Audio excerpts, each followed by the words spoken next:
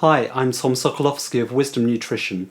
This is the introductory video to my series 10 Steps to Reduce Inflammation, in which I will be covering the most important things you need to know to improve your health.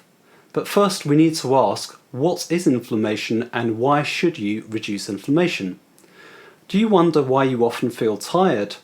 Do you get frequent headaches, colds, or other infections? Do you have gut issues like dysbiosis or IBS?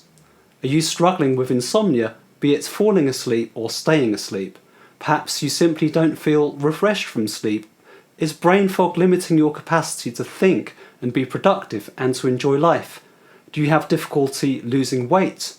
Do you have pain or any other kind of chronic health condition? If you answered yes to any of these questions, then inflammation is almost certainly a key driver of your symptoms. And if you're concerned about heart disease or Alzheimer's disease, or any other form of dementia such as vascular dementia, then you need to be thinking about how to keep inflammation down to a minimum. Inflammation is now even linked with depression, anxiety and post-traumatic stress disorder, though this is not to negate the impact of childhood trauma and other life stressors. Inflammation, when chronic, can even cause a reduction in the ability to recognize the mental state of another person, and so keeping inflammation down is vital for empathy and social interaction. But what is inflammation? You can think of inflammation as a fire to kill germs and clear debris from an injury or an infection. Indeed, the word originates from the Latin inflammare, which means to set on fire. It's typically characterized by heat, redness, swelling if visible on the surface of the body, and often pain, but also loss of tissue function. Inflammation is the way the immune system keeps you safe from infection and debris from dead cells, and allows tissues to be repaired. However, inflammation can be triggered not just by infection and injury, but by many dietary, lifestyle and environmental factors. Now, what you need to understand is that inflammation causes tissue damage, which in turn causes more inflammation in a vicious circle. There is an off switch, but the problem is that if dietary, lifestyle and environmental factors keep triggering inflammation, it can then keep itself going rather than turning itself off once it's done its job of healing a wound or an infection. This self-sustaining chronic inflammation can have a domino effect on your health, and in many conditions it seems that chronic inflammation can repeatedly trigger bouts of acute inflammation over a long period of time. Almost every chronic illness is associated with chronic inflammation. Even conditions like osteoarthritis and osteoporosis, which were once believed not to be inflammatory in nature, may turn out to have an inflammatory component. So it's important to learn what dietary, lifestyle and environmental factors can trigger inflammation on an ongoing basis, and to avoid or minimize these, and this is precisely what I will reveal how to do in this video series, 10 Steps to Reduce Inflammation. Now, inflammation has another useful function, which is to cause depressed mood. How does this happen and why is this useful? Why would you want to feel depressed? Well, when you have an infection, inflammation will reduce your levels of your neurotransmitters, dopamine and serotonin, which may cause you to feel depressed. For example, serotonin is made from the amino acid tryptophan, which comes from protein in your diet. But when there is inflammation, infection or stress, the amino acid tryptophan is shunted away from serotonin production to make inflammatory molecules instead.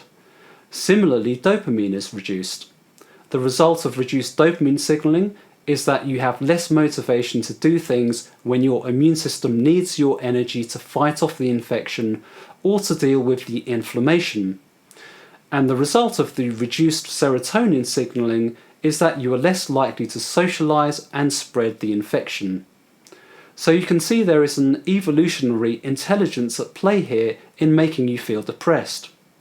Inflammation will also contribute to depression by causing an increase in your stress hormone cortisol, and inflammation is associated with anxiety, post-traumatic stress disorder, and bipolar disorder.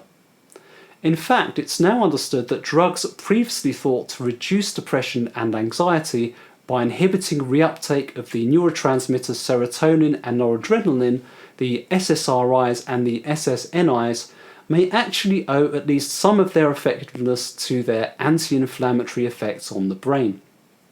Inflammation also plays a role in long COVID and chronic fatigue syndrome, CFS-ME. Reduced exercise capacity in long COVID is associated with elevated levels of inflammatory markers, and this is especially marked in a reduced ability to increase heart rates during exercise, a phenomenon known as chronotropic incompetence. Some sufferers of CFS-ME also have a condition known as postural orthostatic tachycardia syndrome, or POTS, in which even standing up will elevate their heart rate.